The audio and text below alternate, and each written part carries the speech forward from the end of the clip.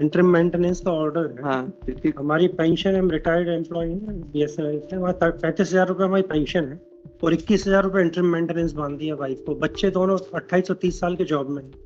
इसमें पेज 11 पे उन्होंने दिया, हमने एफिडेविट में भी अपनी पेंशन बताई 35,000, और उन्होंने कोर्ट ने भी 35 मान के और उसको 21,000 रुपये वाइफ के लिए कर दिया।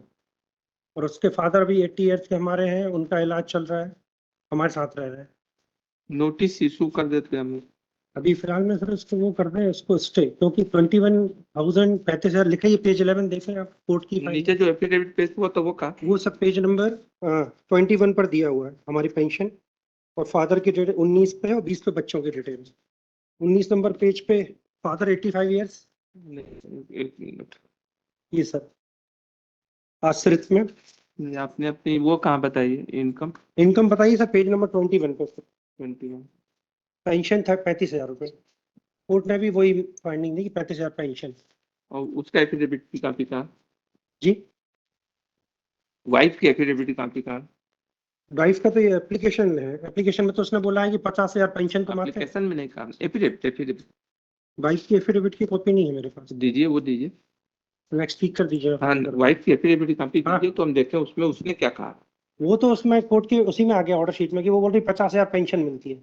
नहीं, एप्लीकेशन में लिखना एक चीज है, एफिडेविट में लिखना एक अलग चीज हाँ, है। ठीक। एफिडेविट में क्या लिखा है? एप्लीकेशन में तू 5 लाख भी लिख सकती है, लेकिन एफिडेविट जो उसने फाइल किया उसमें क्या दिया? इसको मैं फाइल कर देगा। हाँ, वो नेक्स्ट वीक कर।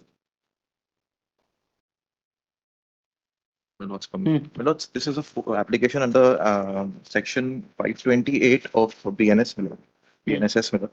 Milod, this application is being listed for the first time, and by this application we are seeking quashment of the FIR Milod, which is FIR dated 14/6/23 Milods, and the offences registered against us is 360, 366, 376, 376 to N 506 and 34 of IPC.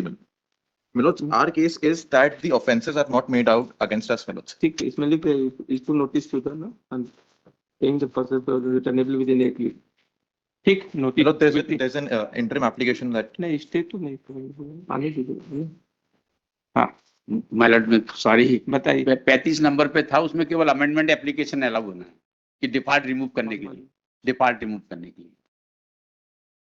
तो क्या है, पुराने नियम के हिसाब से हमने MCRC file कर दी थी, एक्चुअल में आजकल अमेंड कुछ रिमूव कर दे, ठीक है, कहलाओ कुछ टाइम मिल गया, टाइम वो विदिन 15 डेज, ये 10 डेज। ये आपने क्या फाइल किया? Amendment application.